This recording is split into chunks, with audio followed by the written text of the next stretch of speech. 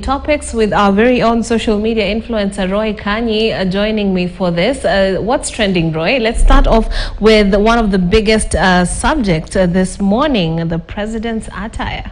Yes, the president was recently spotted in the traditional Maasai attire. It is even on the front page of our standard newspaper. And this sparked a lot of...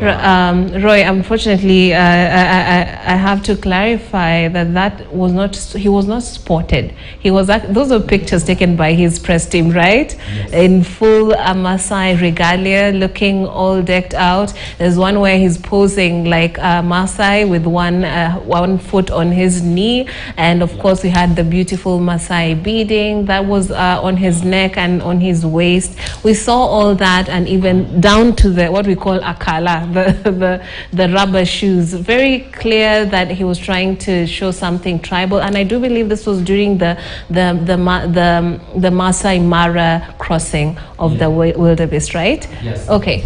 This was during the wildebeest migration.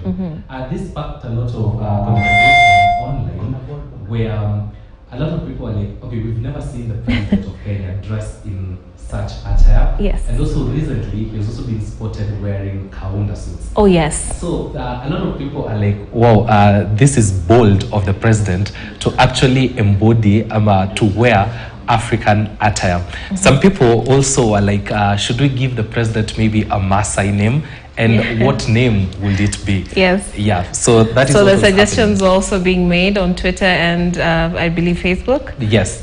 You can raise your suggestion on our platforms. That is KTN News on Instagram, X, and Facebook. Absolutely, and if you haven't had or seen those pictures, you can make it to social media or our own pages to see what we are talking about. But also, in some unfortunate news, the last time we spoke, Roy, we were talking about elder abuse and also some of the trending topics in terms of a woman who had been an elderly woman who had been discovered dead, even though she has sons in this country. Now there's still another elderly woman whose body has not been claimed in the mortuary, and locals are wondering what is going on. This is coming from Thika. Yeah, this is from Thika. The same woman, actually, Leah Njeri. This raised alarms when she's 82 years. She was found dead 9 months. Na hakuna mtu yote alikuwa amekuja to visit her or anything. But now, after the incident came to live, it was aired on TV, the remains or the bones were taken to the morgue, but up to now, almost a month later, nobody has come to claim the body. This has sparked a lot of conversation on our social media platforms, but the body is at General Cargo Hospital in Thika. A report was written why nobody has claimed the body, and the family says they're still in, they're holding the meetings. Wait, so there is a family? Yes, the family is there. Hawa kuchukua DNA samples walikuja, they now want to identify if it's actually Leah Njeri ama it's just any other person before they proceed with the normal maybe burial arrangements. You know, nobody knows. It could be somebody else's body. It has not yet been confirmed. So this is why no burial preparations have been made by the family to this point. Wow, it's pretty. And I mean, it's very personal situation right there, so I wouldn't say much, but it seems to me that there seems to be a trend when it comes to how we take care of the elderly and, you know, their matters. Let's move on to Njeri Maina. The Kirinyaga woman rep was pictured yesterday with a clean shaven head and a bandage on it, and this has caused a lot of conversation.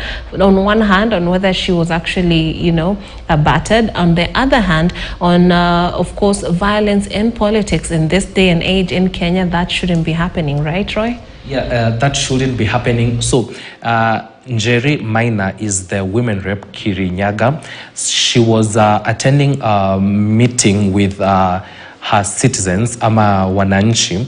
Then when the attack happened, It is said, and claims have been made, especially by a minority leader, allow me to quote him, Opiyo Wandayi, who said, "We demand that Kirinyaga governor be summoned by the DCI and, if possible, taken to court." These are just allegations. We're still not sure if Kirinyaga governor, that is Anne Waiguru, is responsible for the attack.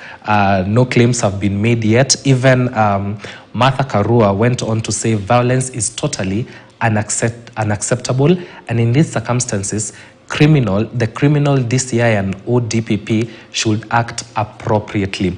Well, there are also allegations that the people who attacked her were flown from Kondele, and wow. Some people also are like, are stones only available in Kondele? Like, so we shouldn't actually point fingers and say that people were taken from here. Stones are also available. Let them claim their mess. Let them claim their own political mess. And another story that is, of course, trending and in better light and on a happier note is Faith Kipyegon. Her star just keeps rising and rising and shining, right? It's shining bright. She's raising the flag high in international waters, literally that is.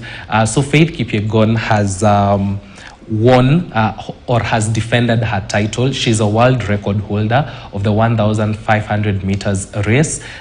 She did win the athletics championship in Budapest, and we came out to congratulate her. A lot of people on the internet are like, go on, congratulations. Yeah. But also, one Omanyala, who is also a champion for the 100 meters race, came 7th. And this unfortunately. Yeah, it sparked a lot of interest on the internet, and he was asked why, what happened, nini kulienda aje? And he said, ata mimi sijui what happened, and I quote him, "I will have to rewatch the race to see what happened and find the solution."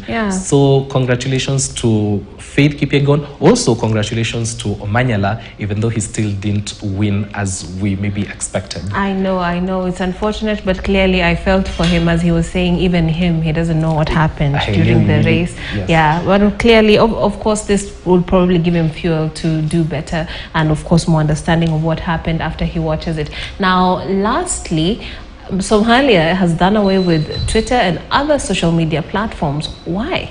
Yes, Somalia recently announced on Monday that TikTok, Telegram, and a betting company will be banned from Somalia. The reason why, the reason that made the move by their communication minister, that is Jama Hassan Khalif, is because of terrorism, combating terrorism. You see, in Somalia, social media is widely used by everybody, but the terror groups are active on social media, recruiting new members, sharing videos of maybe people they have, let's say, killed or something, such graphic things. So the communication minister was like, let's do away with Telegram. You people are sharing a lot of obscene content there. Let's also do away with TikTok, because on TikTok also, people are talking about how maybe bad the government is, how bad the government is not conducting its services. So they were like, okay, tutawazimia hii kitu, also a betting company. And the same is also happening in Kenya, where an attempt. It was an attempt by businessman Bob Ndolo. Well, the motion is still in parliament. It's still waiting kama itabaniwa or not. I think we have bigger problems, don't you, Roy? Yeah, we have bigger problems other than social media pages. Okay, thank you so much.